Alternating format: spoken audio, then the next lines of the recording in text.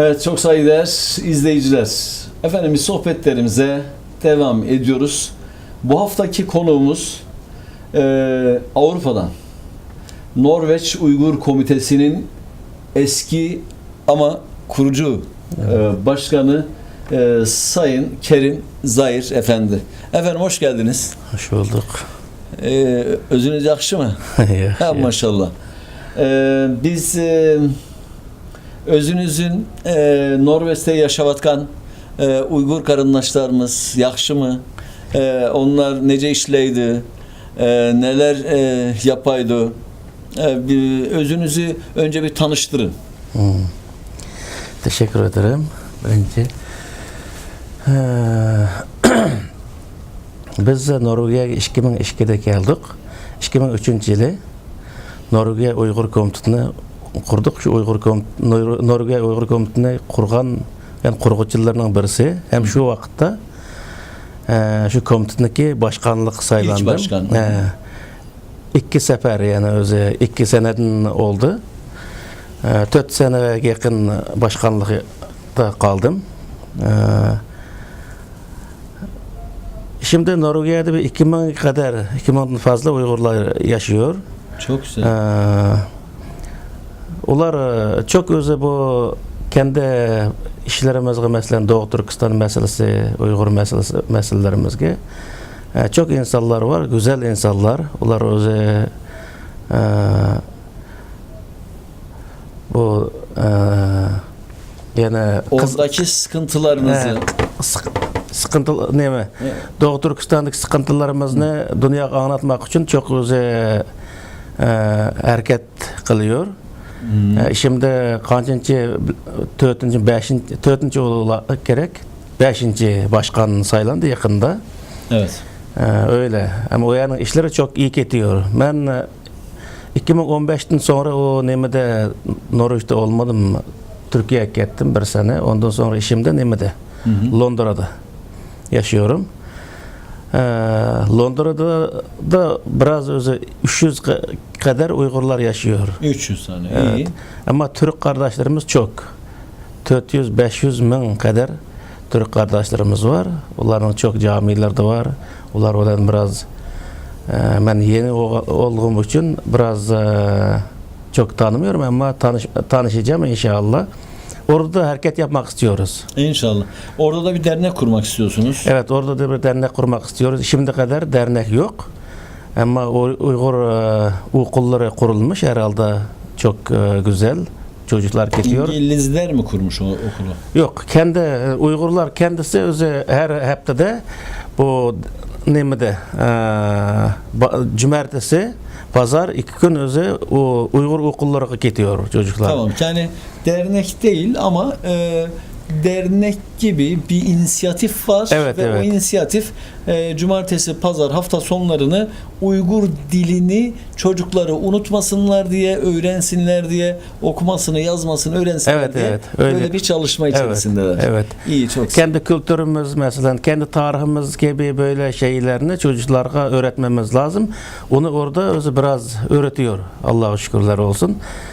Hem de biraz zaman alıyor. Ben yeni olduğum için orada kendi ailemle yerleştirmem lazım birinci.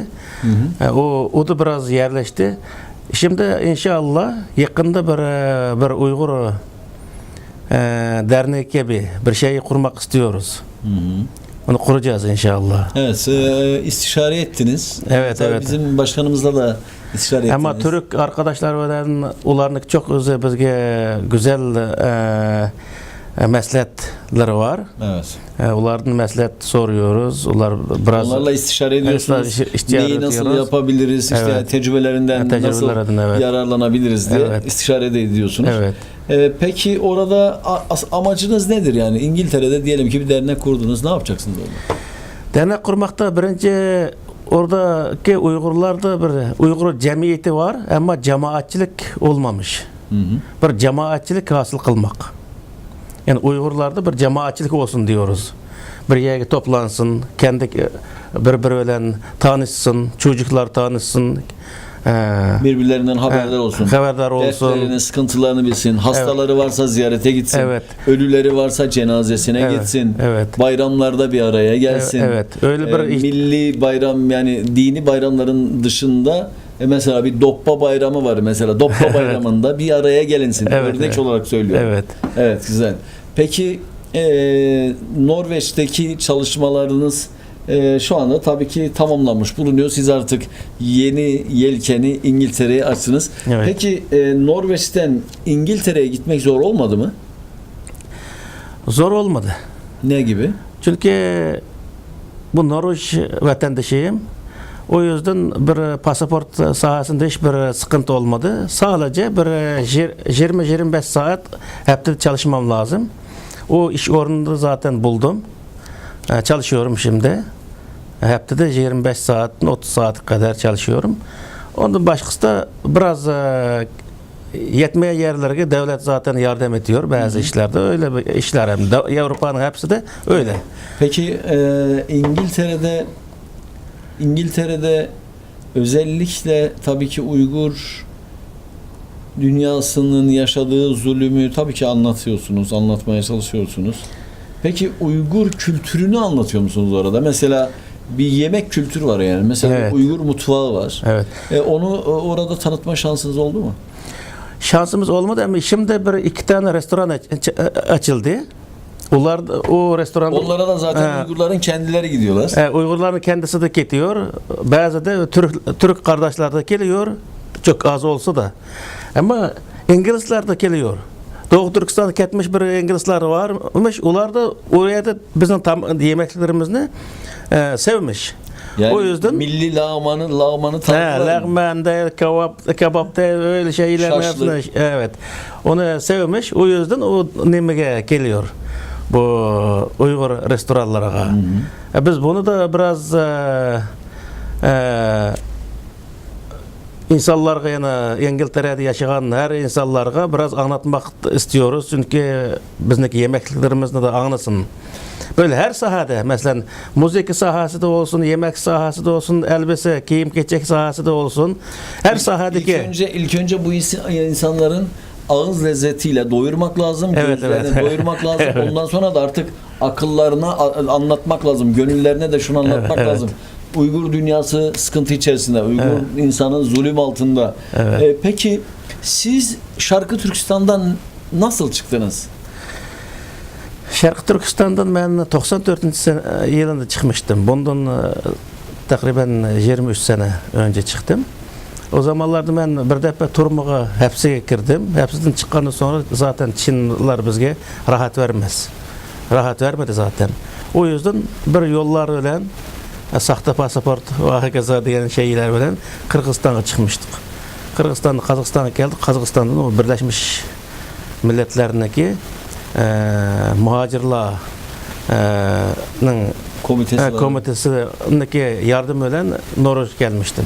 Norveç'te oradan Norveç'e mi yolladılar sizi? Evet, evet. O Peki Norveç'te ülkeyi kendiniz mi seçtiniz, onlar mı dediler? Onlar Norveç'e seçti. gideceksiniz? Onlar bu Norveç seni kabul etti dedi. Biz tamam dedik. Geldik. 13 sene kaldım orada. Peki zor olmadı mı Çin'den çıkış? Çin'den çıkış çok zor oldu. Ama bir seyahat şirketi arkalık herhalde Allah'ıma şükürler olsun çıktık. Peki çoluk çocuk aile? Yoktu, hiçbir şey yoktu. Siz bekardınız. Evet. O Kazakistan'a geldim. Kazakistan'da evlendim. Kazakistan'da evlendiniz. Evet. Yani siz ilk önce Norveç'e mi geldiniz, Kazakistan'a mı geldiniz? Kırgızistan'da 8 sene kaldım. Kaçak kaldınız orada. Evet. Kaçak kaldınız. Evet. Bilmedi. Evet. Kimse. 8 seneden sonra Peki hüviyet kontrolü yapılmadı mı? Nüfus cüzdanı kontrolü? orada bir şeyler vardı zaten. Kazakistan'da para her şeyini halledecek bir şey. Para versek her şey olur. Kazakistan'da öyle bir devlet emmi. O zaman öyleydi. Öyle. Evet. O yüzden biz o taraftan biraz istifade ettik. Sonra Demek geldik. ki çok para kazanmanız lazımmış. Çalıştık, çok çalıştım ben Kazakistan'da. Evet. Sonra bu toykandan sonra ayalım böyle ikimiz dükkan açtık, öyle para mı kazandık zaten, iyi para kazanmıştık. Para kazandınız. Ne yaptınız paraları? Paralarını bir kısmı Doğu Türkistan'da nemeler kardeşlerime yardım ettim.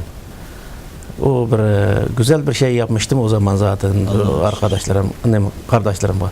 Şimdi yapamazdım eğer işim de olsa. Çünkü bu devletin almış şeyler kendimize yetiyor. Fazla bir şey yok. Evet. O yüzden. Allah onun için kimseyi kimseye muhtaç etmesin. Evet o çok güzel. Peki buradan tabii ki Doğu Türkistan'ın yardıma ihtiyacı var. Maddi yardıma ihtiyacı var, manevi yardıma ihtiyacı var. Doğu Türkistan'dakilerin maddi yardıma ihtiyacı yok aslında, manevi yardıma ihtiyacı var. Evet. Ama dış dünyaya, hür dünyaya çıkan kardeşlerimiz, hadi diyelim ki Avrupa'ya gelenler bir şekilde devlet yardımıyla, sosyal yardımla vesaire vesaire. İşte Türkiye'de yine öyle, hakeza hür dünyaya çıkmış oluyorlar. Peki bu mülteci kamplarında olanlar, daha işte ilticası kabul olmamış olanlar, kendilerini devlet güvencesinde hissetmeyen, sosyal yardım almayan Uygur kardeşlerimiz var. Mesela biz Allah nasip ederse Kurban Bayramı'nda oralara gideceğiz. Oradaki kardeşlerimize kurbanları götüreceğiz. Buradan işte göndermek isteyen insanlar Doğu Türkistan İnformasyon Merkezi aracılığıyla zaten bunu yapacaklar. Ve biz de işte bu bizim 4. defa gidişimiz olacak. Belki de 5. defa, tam emin de değilim, olacak ve biz de gidiyoruz oradaki insanlara yardım elini uzatıyoruz. Peki buradan siz Uygur TV aracılığıyla dünyaya neler söylemek istersiniz? Nasıl yardım etsinler? Niye yardım etsinler? Anlatır mısınız? Ben bunu birinci ben Uygur kardeşlerime sesleniyorum. Biz Çin'den çok korktuk desek olur.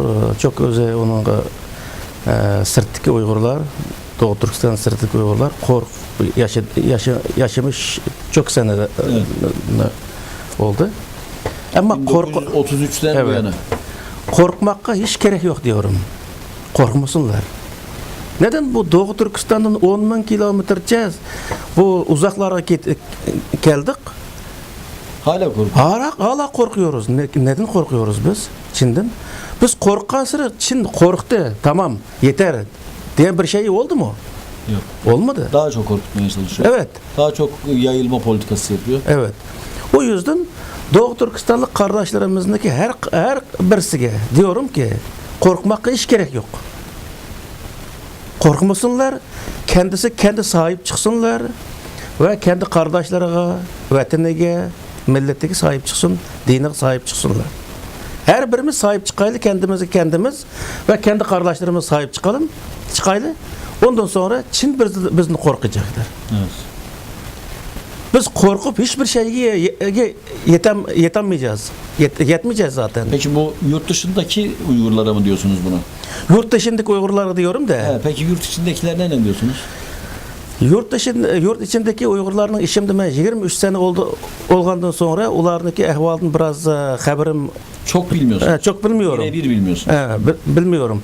Ama bilmey oğlağı bir şey demek istemiyorum. Ama vatanın sırtındaki Uygurlardan, vatanın içindeki Uygurlar çok şeylerini ümitte yani özü temenni ediyor. Evet. O yüzden biz onlarınki bu temennisine biraz layık bir insan olmamız lazım. Evet. Şerefimiz öyle. Yani ben toparlamak istiyorum. Uygur kardeşlerimiz, vatanda yaşayan Uygur kardeşlerimiz yurt dışına çıkmış Uygurlardan çok şey bekliyor. Evet. Doğru mu? Evet. Onun için de özellikle yurt dışına çıkan ey Uygurlar, doğru mu? Evet. Lütfen o insanların ümitlerini boşa çıkaracak şekilde yaşamayın. Evet. Lütfen onların sizden ümit ettiği gibi vatan için, millet için, bayrak için lütfen elinizden geleni ardınıza koymayın ve artık korkmayın. Evet. Bu korkuyla yaşamak bize bir şey getirmedi. Hiçbir şey kazandırmadı bize. Şey kazandırmayacak. Bunu böylece bilesiniz. Dediniz, doğru mu? Evet. Peki efendim. Biz katıldığınız için teşekkür ediyoruz. Size de çok teşekkür ediyorum. Evet. Bundan sonraki çalışmalarınızda kolaylıklar diliyoruz. Evet, buradan İngiltere'deki, Norveç'teki Uygur kardeşlerimize, oradaki Müslüman Türk kardeşlerimize, herkese çok çok selamlarımızı götürün. Çok teşekkür ederim. Ayaklarınıza sağlık. Efendim biz bir söyleşimizin daha sonuna geldik. Bir başka söyleşide, bir başka sohbette yine beraber olmak üzere. Hoşça kalın. Allah'a emanet olun.